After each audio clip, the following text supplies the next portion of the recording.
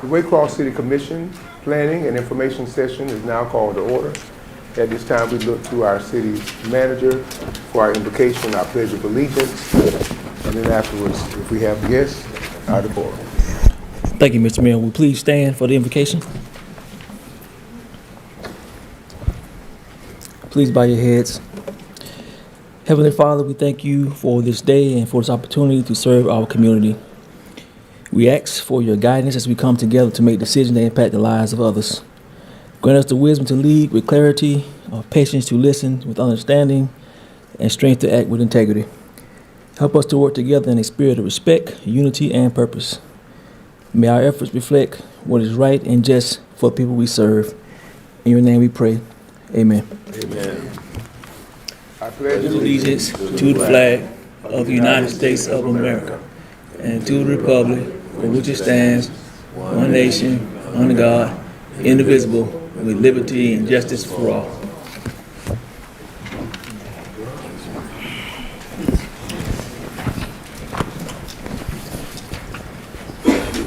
Madam Clerk, do we have any guests tonight? Yes, sir.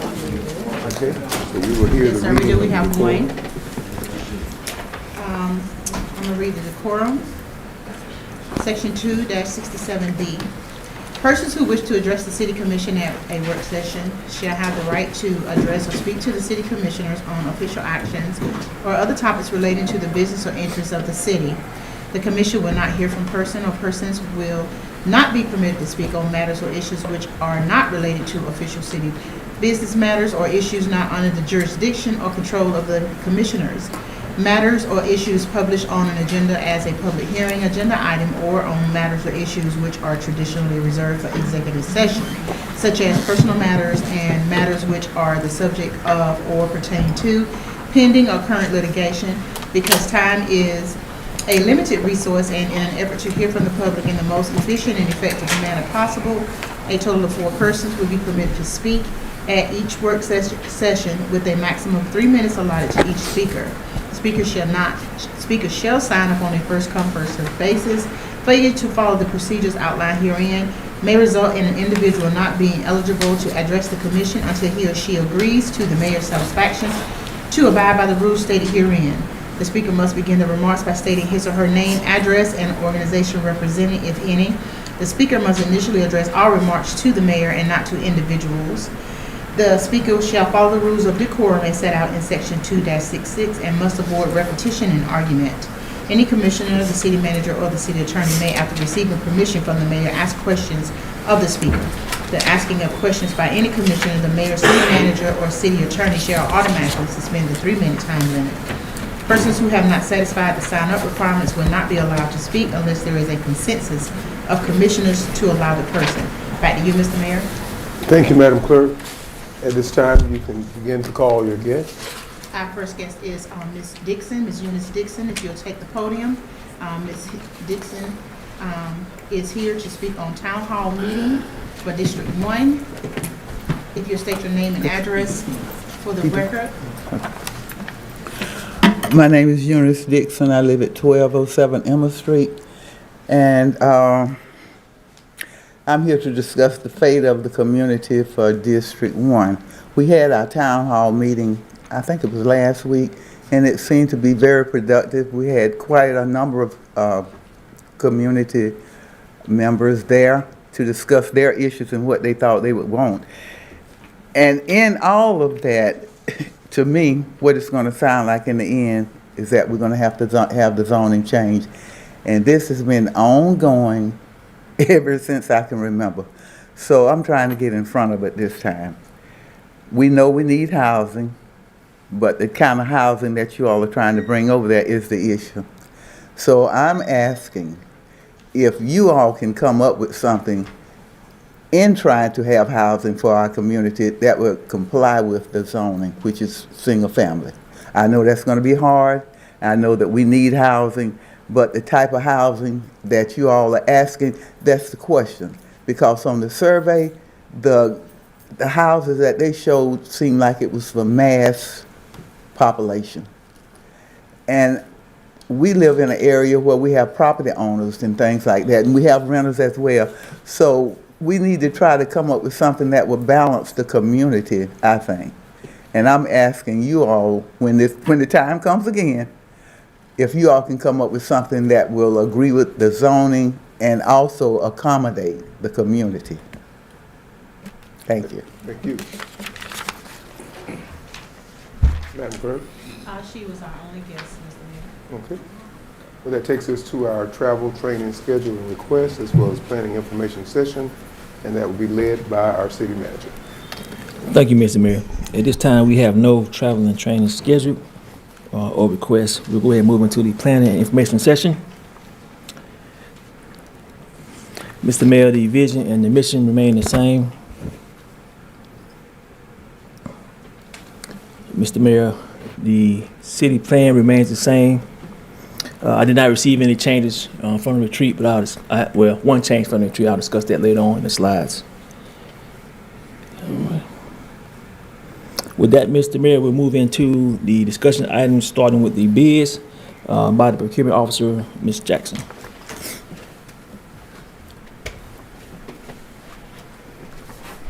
Good afternoon, Mr. Mayor, Commissioners. Afternoon. Purchasing has 3 items before you this evening. The first one is for surplus property. We have 17 metal lockers and 1 ice machine from the fire department. The metal lockers are over 30 years old, and they have been replaced. At this point, we just need your permission to, we just need your, we're asking your permission, I'm sorry. We're asking your permission to surplus the older metal lockers so that we can dispose of it. Also, there was 1 ice machine that has also been replaced. It is well past its usefulness, and we're asking that this item also be surplused so that we can dispose of it. So that's an older metal locker and 1 ice machine. Yes. So I'll go to each one of the districts and we'll see what will give consent. District 1, Yes, sir. District 2, Yes, sir.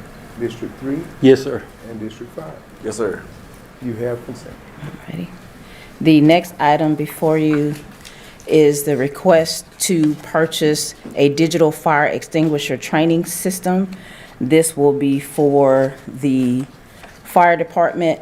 There were funds that we received when we had some property of the fire departments that was destroyed. It was reimbursed through FEMA, and we would be using, if allowed, the FEMA grant to purchase this fire safety training item. The cost is $29,554.23. Any questions that you have about the actual system, Chief Blackburn can answer for you. Very good. So this is going to be funded, should we consent, by FEMA grant, Yes, and this is the digital fire safety training system. yes. Okay. So with that being said, I'll go to each district, and if they choose, they can ask for a chief to come up. And we'll start with District 1. Sir. Yes, sir. Okay. District 2? I'm on approve, but I just would like to understand what we're doing here. Chief, if you don't mind explaining that. So this is a system that we was issued a loaner and we had on display during Swamp Fest. It comes with a screen sort of a little smaller than what we got here in the commission chambers, and a actual 5-pound or 10-pound fire extinguisher, whatever we want. It's weighted. It makes the same noise. It don't shoot any product out. It shoots a laser beam, but it's used to teach the people in the community, kids and all the way up, how do you properly use a fire extinguisher. The screen will display a fire however we set it, and they actually have to use the extinguisher to put the fire out. The system goes beyond that. It also has a alarm pull station with it, a horn, and a strobe, so we can teach people to activate the 911 system before they attempt to put the fire out. It also comes with a laptop and a computer program. That way we can print certificates and keep records of who we train, and so if they want those records, we could also provide those records to them as well. Thank you, sir. And Commissioner? Yes, sir. And Commissioner Nelson? Yes, sir. Okay. We have consent. And the last item that we have before you is a request to purchase turnout gear. This is something that the fire department has to purchase all the time. It's their protective gear. It is usually a budgeted item, but because we do have the remaining funds from the FEMA grant, we are asking that they are allowed to use the FEMA grants to purchase the turnout gear. The number of items for each, the jacket and pants and helmets are before you, but the total cost would be $40,104. Total cost, $40,104 for jacket and pants, and the monies will come through our FEMA grant. Correct. We'll start with District 1, Yes, sir. and District 2, Yes, sir. District 3, Yes, sir. and District 5. Yes, sir. We have consent on all items. Thank you.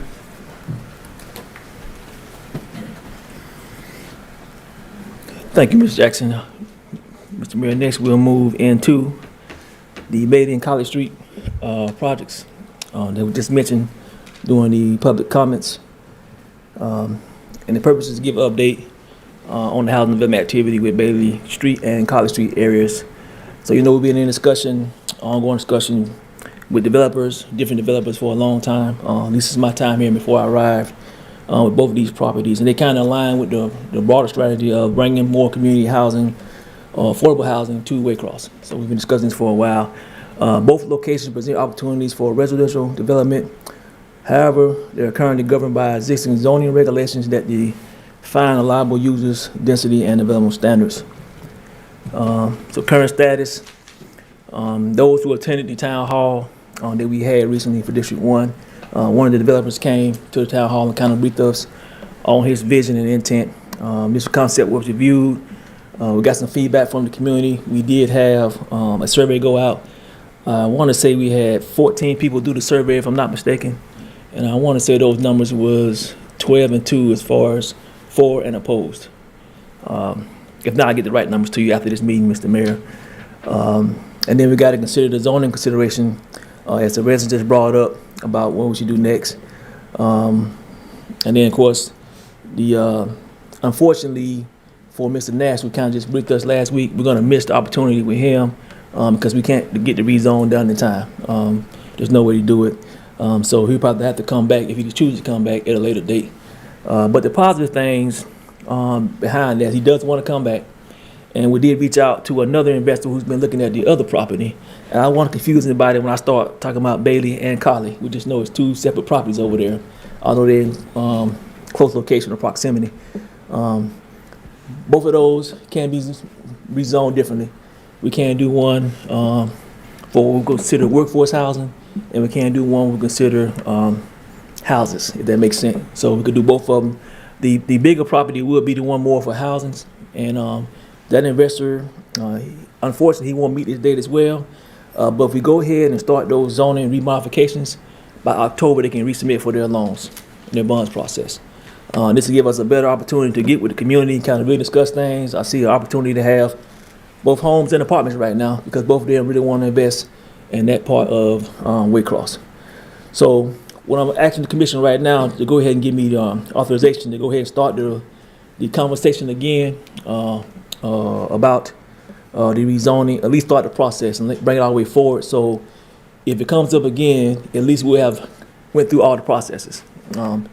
And that way these two potential investors won't be kind of left hanging out there. So, and again, we have an opportunity to do both, we can say workforce housing and then houses in general where it be family housing. I'm gonna stop there, Mr. Mayor. You have any questions on that? Yes, I have a question regarding planning, the zoning and planning commission. Won't they have to have that in their hands in order for us to move forward? Yeah, so what I'm asking, I do want to work with the two investors to kind of bring our stuff forward. We'll roll in the end, but I want to start the process just so by the time October comes, everything's good to go versus like right now, I kind of was debating. It'll still be a decision for the zoning and planning and yourselves, but we want to go ahead and get ahead of it this time, if that makes sense. Understood. Mm-hmm. I'll open the floor for questions from the commission and any clarity they may need at this time. And I'll start with Okay. District 1. Yes, sir. if I understood right, you say one gonna get housing, single housing? Well, yeah, I think commission has an option to do that. As you remember, we had an investor that came in before, and we voted on the setbacks, we call that, and then we didn't vote on the setbacks. I do want to go ahead and get that in motion right now. Changing those setbacks would allow that investor to put single-family housing in there on that particular area. And then the other area, because it is too small to put homes in, if we could rezone that for workforce housing, I think we got to win-win both ways, and I think we meet the needs of the community as they voice. They really want single-family houses over there. The bigger area, and Marcus not here, I want to say I think it's 9. I got to look at the actual size, but it's double the size of the smaller area, so you can get more houses in there. So yes, Commissioner, we could get both of those requirements met at the same time and probably start at the same time. But, and help me out, so workforce housing, is that almost like low income? No. So workforce housing is different and and I don't want to throw too many terms out there. Workforce housing is for the workforce. It's just point blank. That the price cap will prevent. I know we all got. Don't want to disrespect anybody. We look at our population differently. So the workforce housing is going to have trigger mechanisms to be available for people that have jobs, not people that need assistance in living. If that makes sense. So it's not going to be assisted living as far as our elderly, and it won't be those residents who require help with living, with the cost of living. It will not be those areas. And I think that the Mr. Nash, I shouldn't say his name, the investors, both investors who want to invest, both of them kind of made that clear. And I think we can do is do a separate update on what workforce housing is, and make sure everybody clearly understands that, so we don't keep coming back to this conversation, because it is different. Answer the question, Commissioner? I understand housing on one side, so the other side is gonna get apartments? Well, what I'm saying right now, and this is for the commission to decide, we have an opportunity. The bigger area it can be zoned for family housing. It's big enough. If we just change the setbacks to get enough housing in there. The small location, I guess it's Bailey. I don't want to confuse everybody again with Bailey and College. It's not big enough right now for that many houses. That's why we always have a problem putting houses there. But we do need workforce housing, and we would like to have family housing. So if we have an opportunity to do both, this is an opportunity we have to do both. We have two highly interested investors who want to bring housing here in both farms to Waycross, but we need to go ahead and start the process so we don't get behind the 8 ball like we have done in the past. Again, we can come back to the discussion if the residents want what they want, but we do need to go ahead and get things rolling as far as the planning committee and the rezoning if the commission chooses to rezone that area, one of those areas. I got one more question. Yes, sir. You said the survey came in 12-2? I'm gonna check. I think it was 12-2. So that was 12? 12-4 and 2. Or it might have been. It was 14. It could have been 10 and 4. I know it's more for it than against it. For Yes. apartments? Mm-hmm. And 2 was against it? Mm-hmm. Okay, 10-4. So it's 10-4 and 4 against it. All right, sir. Thank you. And District 2. Just a quick question. What is the zoning now, present zoning? So now it's zoned for family housing, and we would have to rezone it for anything else. Single family housing. Let me make sure that's clear. So if we rezone this, that would take away if they want to do family housing, that would take that away totally? No, so because that one property is in the land bank, you can just do that one property, and you can rezone that to be workforce housing, and that would just be that area. And then we could leave the other area was already zoned for single family housing as is. And then the other investor could come in, even though it's zoned for single family houses, you do need a little latitude to get more houses in there. So that goes back to the conversation of us changing some of our setback rules. And we kind of discussed this maybe this time last year about changing the setbacks. Commissioner, you weren't on board yet, so I know you don't remember this conversation. but change the setbacks so they can maximize that space out there with single-family housing. And I think this, again, this gives the community, both needs that we need out there at the same time, and we just need to get ahead of it. I just want to get it through the planning committee and through the zoning board, and it wants to come to the commission. By that time, the commission, you will have received additional feedback from those investors, and you can make an informed decision. But we'll be postured, ready to go, regardless of whatever decision is made.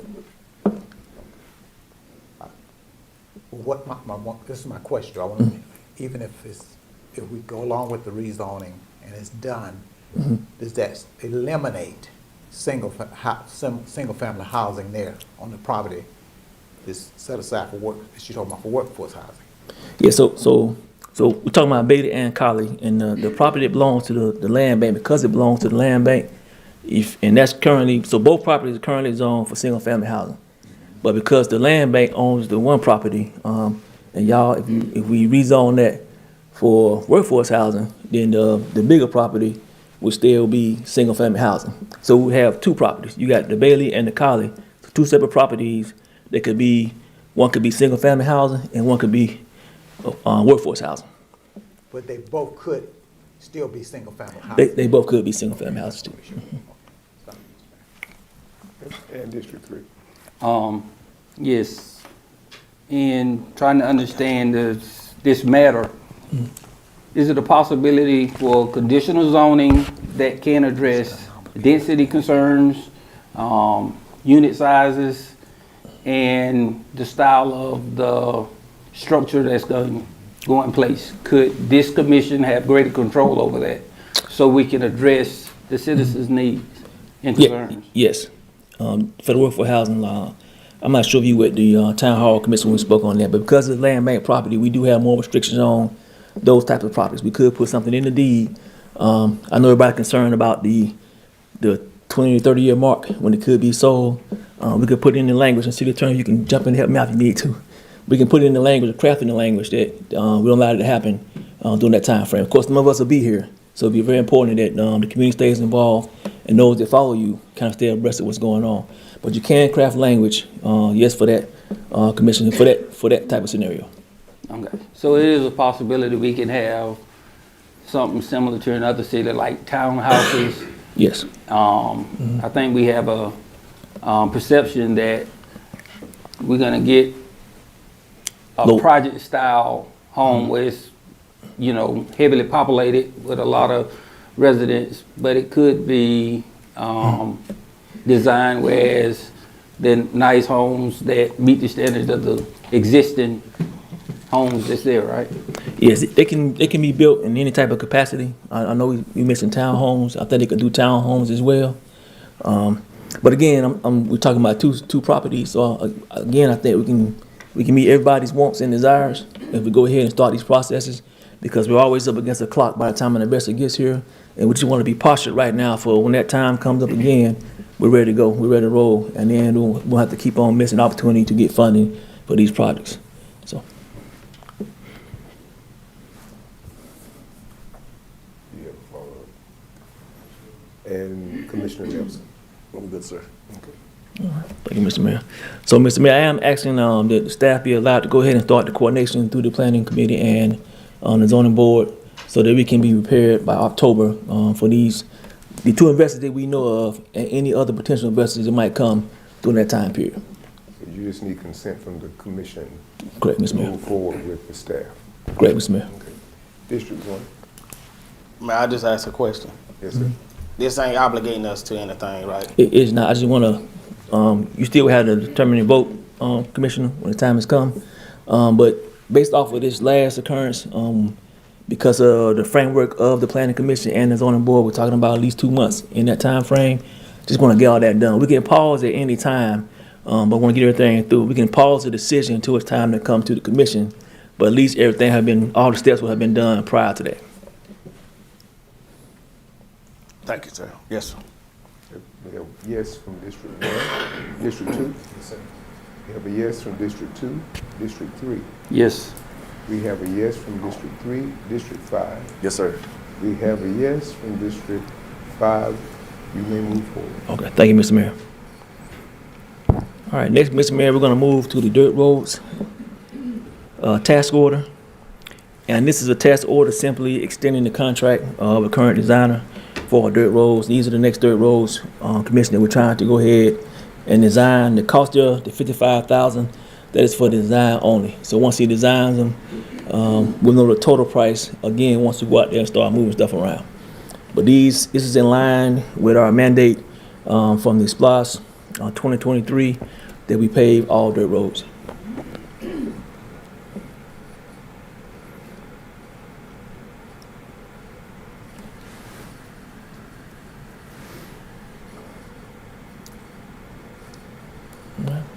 And I believe, Mr. Mayor, y'all have the contract in front of you with all the information as far as the length, the distances. So I know just looking at this list, if somebody's looking at it, not informed, you'll see Morton Lane, but that's the entire Morton Lane. I think it's about 300 feet. So.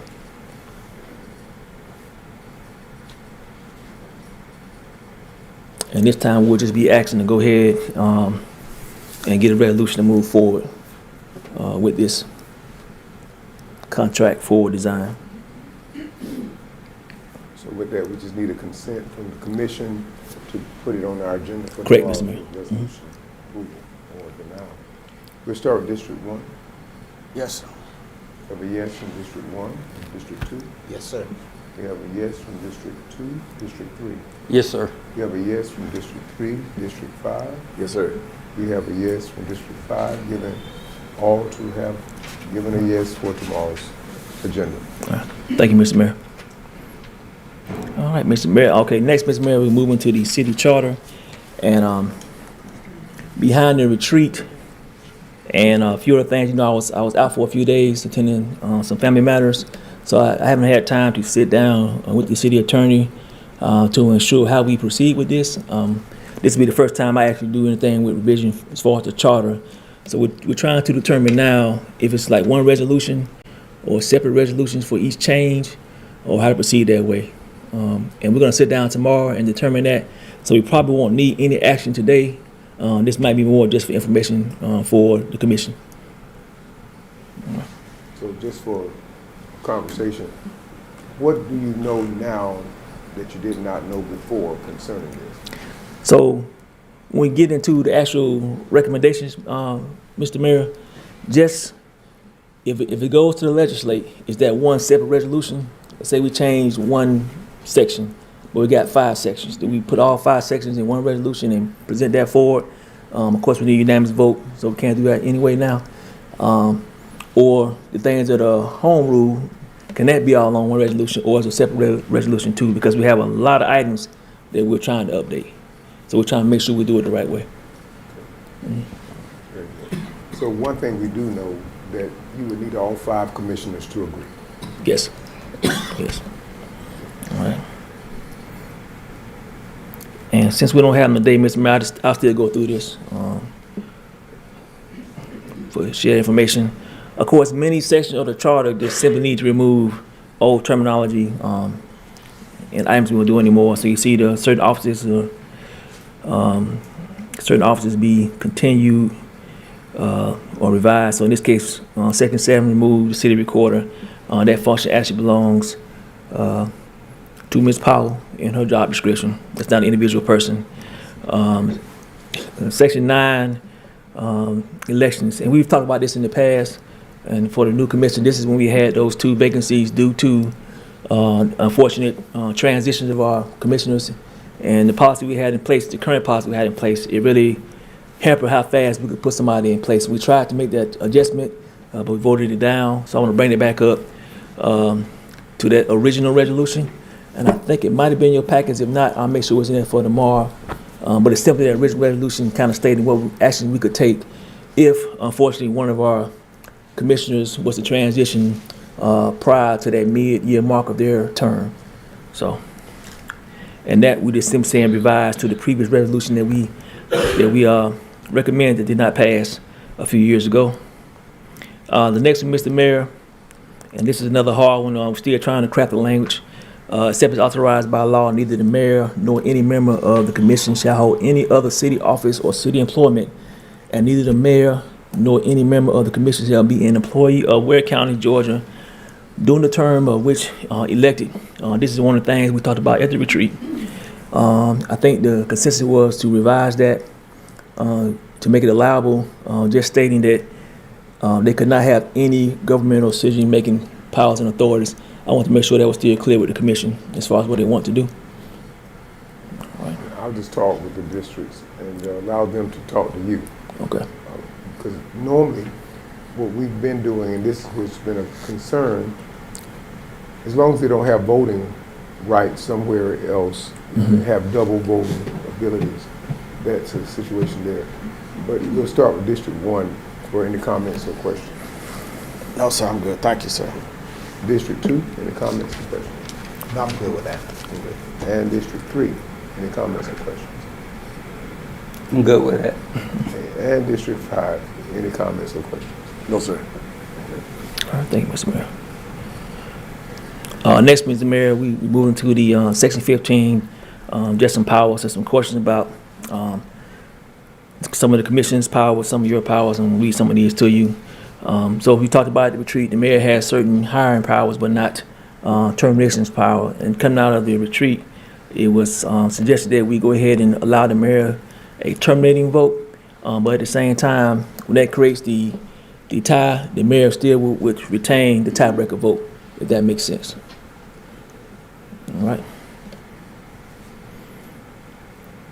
Next, Mr. Mayor, in Section 18, Commission procedures. This goes back to public comments section.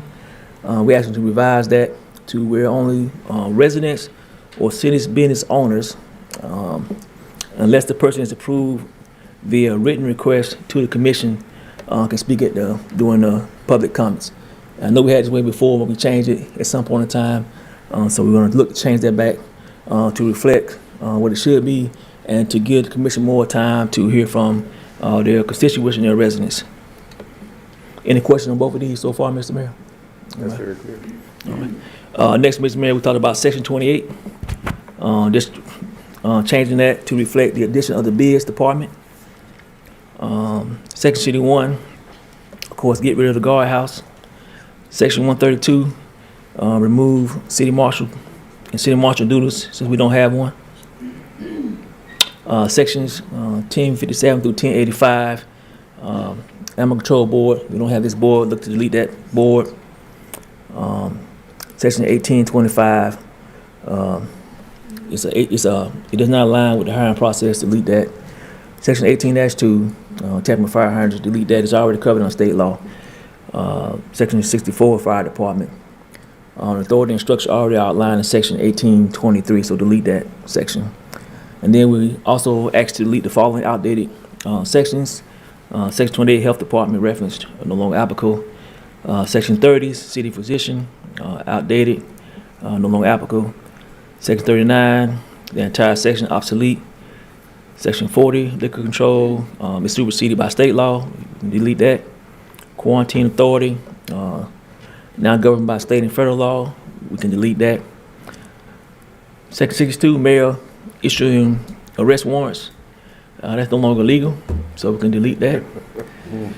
Section 65, pensions. I'll do it before we get it changed. Section 65, pensions, that's handled under our modern system for retirement, so we can delete that. And then Section 74, street railroads, no longer relevant locally. And then Section 75, sanitary tax, that's outdated. So those were actually to do 4 deletions for those sections, Mr. Mayor. Do you have any questions on this page? No, sir. Okay. All right. Next, Mr. Mayor, some of this is just wording and some of the charter update some of the words. We want the word renewed for clarity and accuracy. That's in Section 6-72B. This is mainly under the city clerk's office. Update Section 34-103 to reflect the true cost. Section 40, reference the Liquor Prohibition Act of 1907 is no longer applicable. Delete that. Update Section 2-191, the oath of the city bond. We remove that. And then we're going to clarify some organizational structures as far as the finance department. And then again, we need to add the clerk who currently falls underneath the office of the city manager. And then there's the word guardhouse is in there again in section 61. We're going to delete that. It's out there, no longer applicable. All right, Mr. Mayor. So those were some of they were not all of the recommendations that the commission made. We have another probably 8 more slides, recommendations. So I'm going to start here. And again, I'm going to get down, talk to the city attorney and some of the directors tomorrow about how we shape this and if it requires one resolution. Of course, it requires a full vote.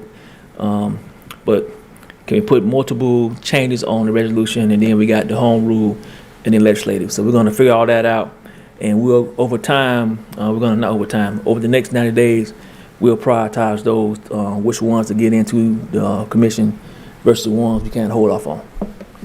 It sounds like we can go ahead and get rid of those that can be deleted Yes. first. Mhm. And that would be a simpler Okay. approach. Yeah. And Commissioner, I know it was a few items on there that we had for discussion that we didn't really get a chance to discuss. A lot of the animal control stuff, that's going to be for a separate commission meeting. And again, the codes department is making recommendations as well. You should receive an update on that next week on some of those things we've been talking about as far as the leash laws, registration, and chipping. Next, Mr. Mayor, I wanted to go ahead and schedule the budget hearings. I know we kind of briefly talked about it at the retreat. Want to make sure for clarity that we're all on the same page. I want to keep these hearings in line with the current meetings. That way we can maximize those days. And I want to thank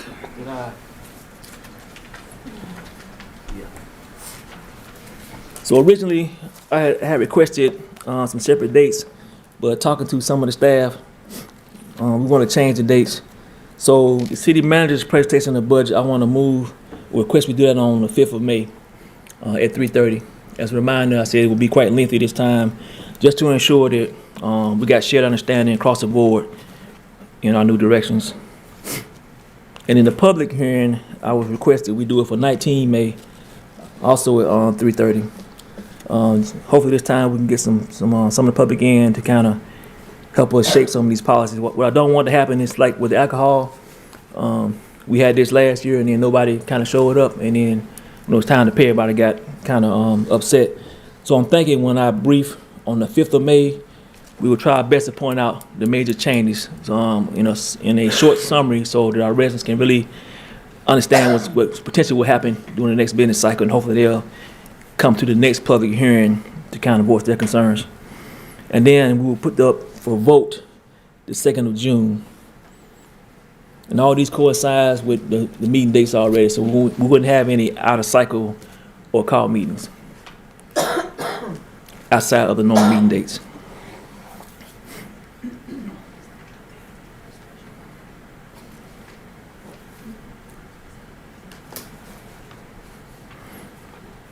And I guess, Mr. Mayor, we probably need a concession on that just to make sure we're good.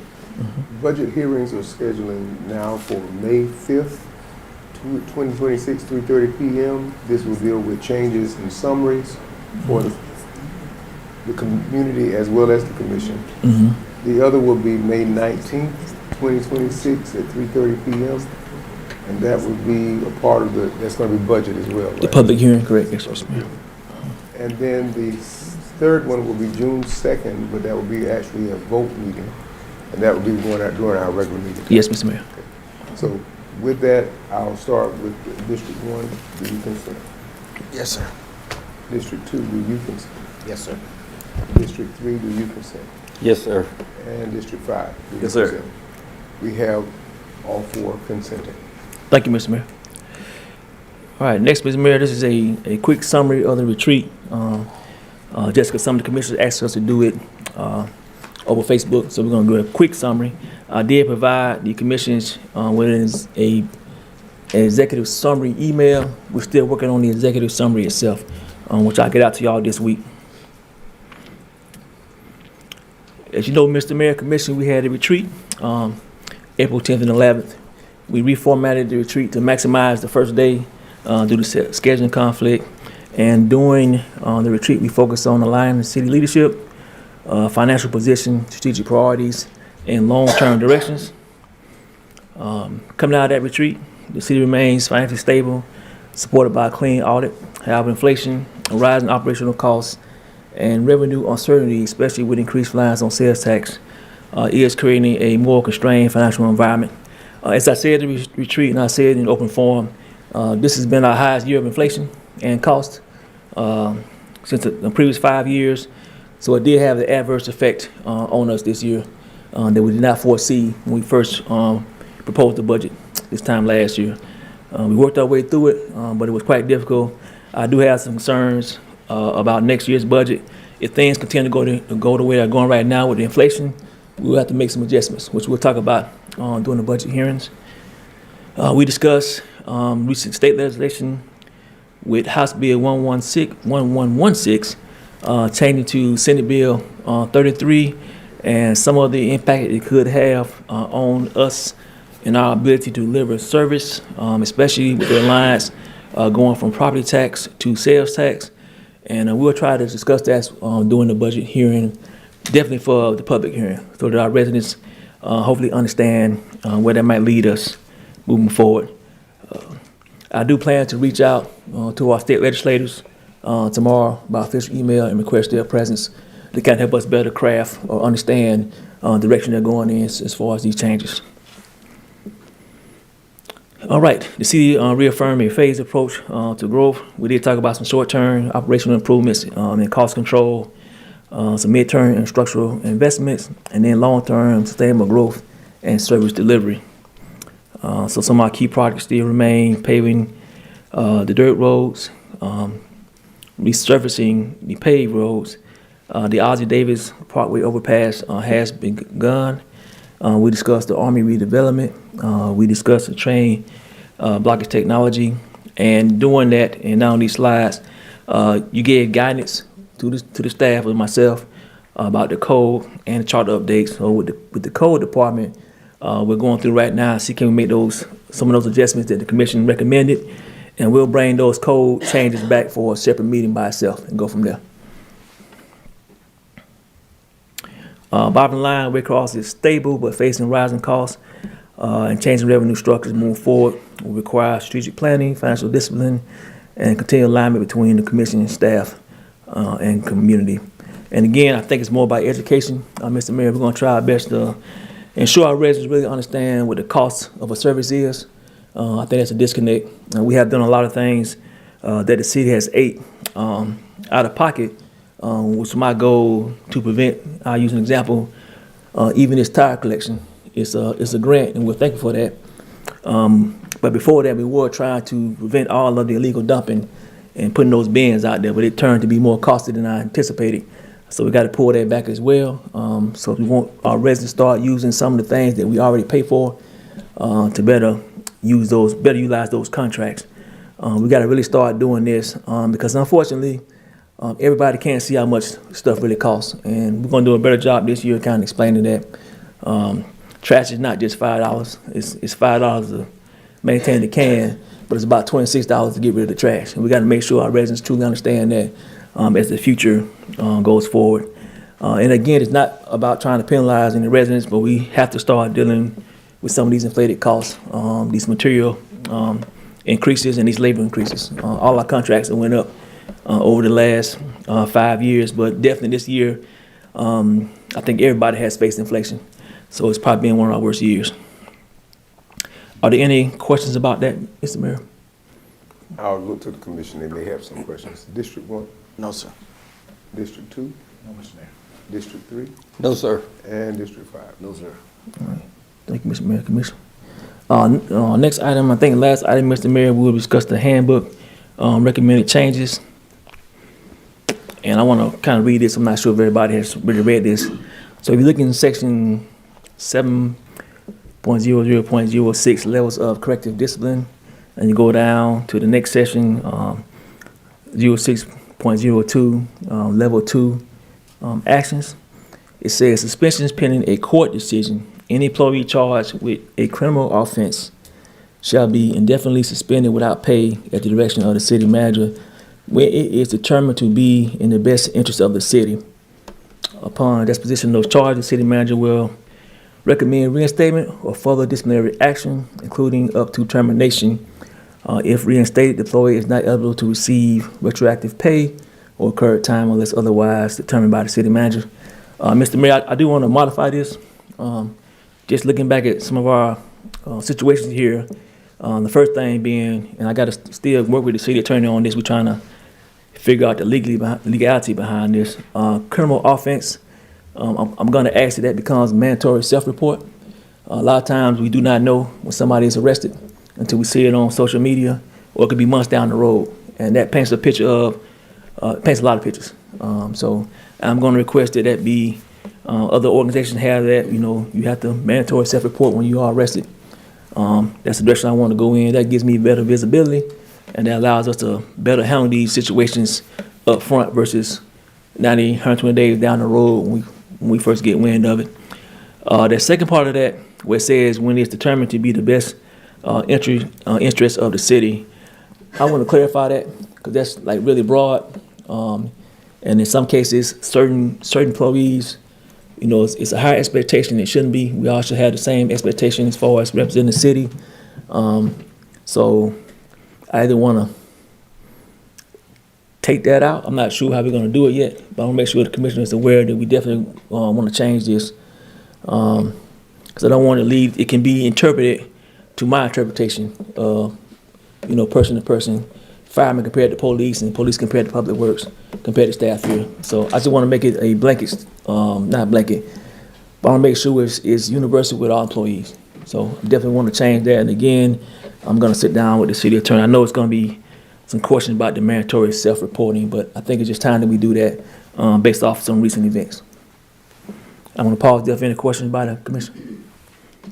Okay, I open the floor to the commission, starting with District 1. No, sir. District 2, No, sir. District 3, I just think it's headed in the right direction, but no questions. okay, and District 5. No, sir. All right, thank you, Mr. Mayor. All right, Mr. Mayor, this time we'll move into the next items. We have no privilege license renewals. We have no privilege licenses, no ordinances. It looks like we're going to have 4 resolutions. And I will turn it over to the city attorney for her report.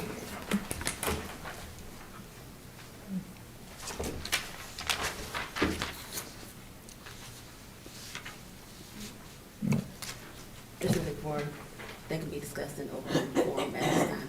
Okay, thank you. All right. With that, Mr. Mayor, I will move into my report. And Mr. Mayor, I'm going to allot some of my time to Director Simmons. He's going to present y'all the new website. Okay. So again, the zones remain the same. Zone 1, 2, 3, and 4. Infrastructure update. These are areas of operations, primary in Zone 3 today and Zone 1. All the projects are going well. We did provide an update last week on our major projects and what they stood over Facebook and through email. Again, I will ask residents, if you really want to get feedback, please sign up for the email distribution list or the text feature or the phone call. You get everything updated, pretty much every day. You'll know what's going on. Dirt roads, street roads and dirt roads. So the dirt roads, pretty much all of these ongoing dirt roads, all of the utilities have been laid. They should be moving into the pavement stage here in probably the next couple of weeks. Wastewater treatment plant is going well. And for those who might not be tracking, again, you can go on, you go on the new website, and I guess I can't say where I can find this at, but Mr. Simmons will say where you can find it. But we have a new website, and the list will be on the new website.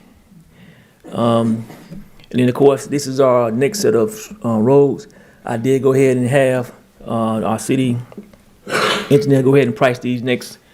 It's going to be 8 roads, and they're going to come to right around about 2.9 million. And we're going to go ahead and try to bid those out as well and get that started. And again, after these set of 8 roads, 1st of July, we're going to reevaluate all the roads again. As we know, some of this has changed as far as priorities based on some of the water and sewer issues that we've had. So we'll redo that, and we'll bring it back before the commission, and then you can kind of vote it out again. But these next 8 roads, we'll go ahead and have those to get started. It's strange that I wanted to ask a question about the Butler Street. That Butler Street is also Martin Luther King Drive, if I'm not mistaken, or at least it used to be. Okay. Yes, yeah.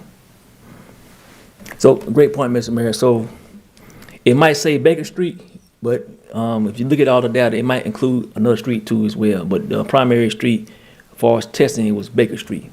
But I'll make sure we clarify that when we put these out for bid and before the commission. On these are collaboration projects with GDOT. And just for clarity, Commissioner, Mr. Mayor, I know we had some questions about this weekend, about some of the work on Memorial. That was kind of discussed a few months ago, and we just didn't never get any follow-up. I'm happy GDOT came and did the work, but I will say sometimes we just don't know. We're pleased they came and replaced some of that bad road out there. I know they got to do some more next weekend. It'll be further down Memorial. This time we'll put it out with the location where it's going to be at. These projects remain the same with GDOT. Again, our code cases. Our March monthly finance report.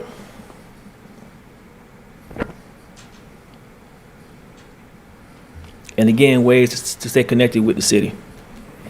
At this time, Mr. Mayor, if you don't have any questions, I'm going to turn it over to Mr. Simmons to do an update for the new website. Mayor, Commissioners, so it's been 5 years since we've had a website change or update, so this is, and since I've been here, we've only had 2. But this website, many of you know, the federal government is requiring ADA compliance, so this website addresses all of those issues. It also allows them, like Mr. Rayford said, to go in and sign up for agendas. They get notices when agendas are posted, when meetings go live. They can sign up for 5-item bulk pickup. We have all of those things built into the website. This is a look of it. So it goes live on Wednesday at about 2 o'clock. They can still go to the old website. We'll direct them to the new website, but you can see they can report, some of my buttons not going away, but they can report a concern. They can apply for bids. They get a notice anytime Amy puts a new bid in. They automatically get a notice that a bid's been put in, so they can check it out. Same with jobs. If Marissa put in new jobs, they can sign up for those alerts. They get text alerts, email alerts, telephone calls. They're letting them know jobs have been placed. So there's no reason for anybody to say they don't know. They can also sign up for pay their utility bill just like the old website. One of the pluses to this website is also too, we have an unlimited number of pages we can create. We don't want to create an unlimited number of pages, but it gives us that ability. So as things change, we want to get out more information, we can just build those pages ourselves. We don't have to contact anybody else. We can build it in-house. Each department has authority over their own page. So police has something going they want to get out to the public, they don't have to go through me. They can post it automatically. And again, I just want to say one additional thing is we're going to get a feature turned on next week. It'll be an AI chat box. So going to the website, don't know where to look, type it in the chat box. It'll take them directly to that page and give them that information. Ton of benefits for the city clerk. All of her agendas and minutes can be created right into the web page. So they can click on that link. They can also sign up, like I said, get that notice. If they don't have Facebook or YouTube, they can watch the meetings from the web page. So they don't have to have social media for those things. So we're excited about it. Have any questions? Any of your residents have any questions, let me know. If you think we need to add some things to it, let me know, we can get those built into the website. So, Director Simmons, thank you for the presentation, yes, first sir. of all. But secondly, I wanted to ask a question regarding the interaction with other stakeholders in the community. Will they be able to be connected to us at any given point where we can click on their pages? Yes, there is community. So here, I've got all of our community partners listed there. They click and go automatically to their web page. So as they update their page, it'll route them to that page. So we'll keep an eye. And if you think we need to add something else to it, we can always add additional community partners and community resources. This is we want to always develop it. So it's not static. It can always be changed. Tourism also, you can see there we got the Visit Waycross, so we'll have our tourism page that links and have the same similar format, but we can list the hotels, restaurants, any community activities that are going on. they can sign up for those events directly on the tourism page, where they'll also get those notifications. Partners can send in their events, where we can keep the community calendar updated, because I tell people, community calendar is only as good as the information that's on it. So we need people to send that information so we can make sure that the community know what's going on.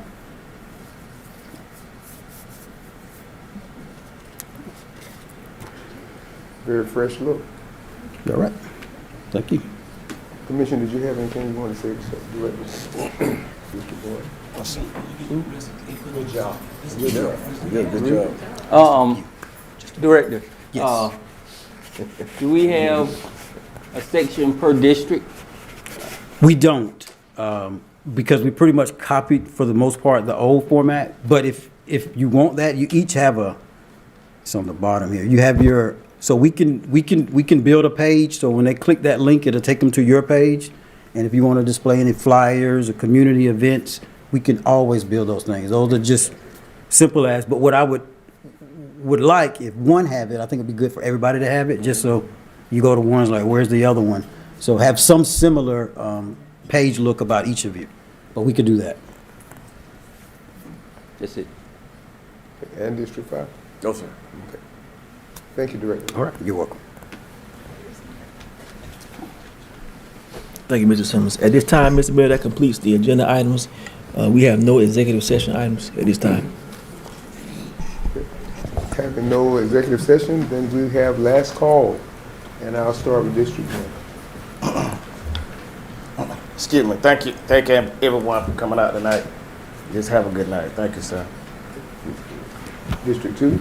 Yes, sir. And I'd like to repeat what Commissioner Roberts said. Thank everyone for coming out. I'd like to add, I thank Chief Blackman for allowing me to come out and spend some time with himself, the secretary, and the firefighters. It was good for me, because I believe in taking care of employees, letting them know you appreciate them, and they had a lot of questions for me. Nothing to do with cities, particularly just me. But it was good. I just enjoyed the time. Thank you. District 3? I would like to extend congratulations to a pillar of our community, Ms. Gail Henderson. She recently retired. I think I met Ms. Henderson in '97, but she has been a pillar in our community that has guided this community in a positive direction for a long time. And congratulations to 2026 Ms. Debutante, Ms. Wright. And that's it, Mr. Mayor. Thank you, Commissioner. And District 5? Yes, sir. Just want to give a reminder, I'll be hosting a town hall meeting along with Commissioner Simmons on April 29th at 6 p.m. at the Stevens venue, 773 Arthur Davis Parkway. Bring all of your concerns, not just district-wide, but city-wide concerns. And we'll try to answer all your questions. Thank you, Mr. Mayor. I do want to thank you all for being present tonight. It has been a quite interesting time in the community with the various losses of individuals in our community. So we do send our bereavement to the families who have recently lost families, the Paul family, I know most recently in the last week. And to all the birthday people for the month of April, happy birthday. We're grateful for you being here and glad that you are in the city of Waycross. Looking forward to great things, and I really want to say something about Ms. Henderson as well. 50 years as an attorney here in the city of Waycross, Georgia Legal Services, and one of her most outstanding works that she does is with veterans. And I love how she works with each person, speaks with them, talks with them, and she gives her information freely. So that's an interesting thing to have someone who has a heart for our community, but she has retired as of this last weekend, so that's amazing to have 50 years from 1976 to 2026. And here we are celebrating 250 years as a country, and in 50 of those she spent as a justice in our community. So we really thank God for her and for each of these commissioners who's taken on the role of working for our community. I do want to appreciate them. To our great citizens who are in the galley today, I do recognize many of you tonight. I was so blessed the last time I was here that I met a young lady by the name of Ms. Walker, And she told me of her mother, and I thought about that. That lady taught me 5th grade social studies. And that's why I became a social studies teacher. So that's kind of an interesting thing. And she's now 90 years old. 99. 99 years old. So that's amazing. I have to see her. And so this is a great thing to see our people in our community come out and be a part of this meeting. Also, I want to recognize our economic development president who's here with us, Mr. Rubenbauer. He's been making sure I get my training. I just last week had to go in and get training over in Tifton for economic development. I keep getting trainings over and over again. But we have to be updated yearly, if I'm not mistaken. So with that, I think we have a meeting tomorrow. Those who are interested in showing up, the Southern or South Georgia, the Regional Commission. We'll be meeting tomorrow at 11 o'clock over at our commission meeting board. So those who want to be in there, come on in and look in. Only persons that actually have voting powers there will be the chairman of our county, Mr. Elmer Thrift, along with me. So those of you who will come in and want to be a part, to listen, to see, to know, and to observe, come on in. And to each of you, it's just been good to hear your voices, especially having heard some comments regarding housing in our community. That's needful, necessary, and we are welcoming it in this community. So looking forward to seeing you in the city. Hopefully all is well with you and your family. And I pray that all continues to be well. And with that, I'll entertain a motion for adjournment. So moved, Mr. Mayor. We have a motion from our Mayor Pro Tem. Is there a second? We have a second from our Commissioner Sanders. All in favor, aye? Aye. All opposed, no. Motion carries. This meeting is adjourned. Have a great evening.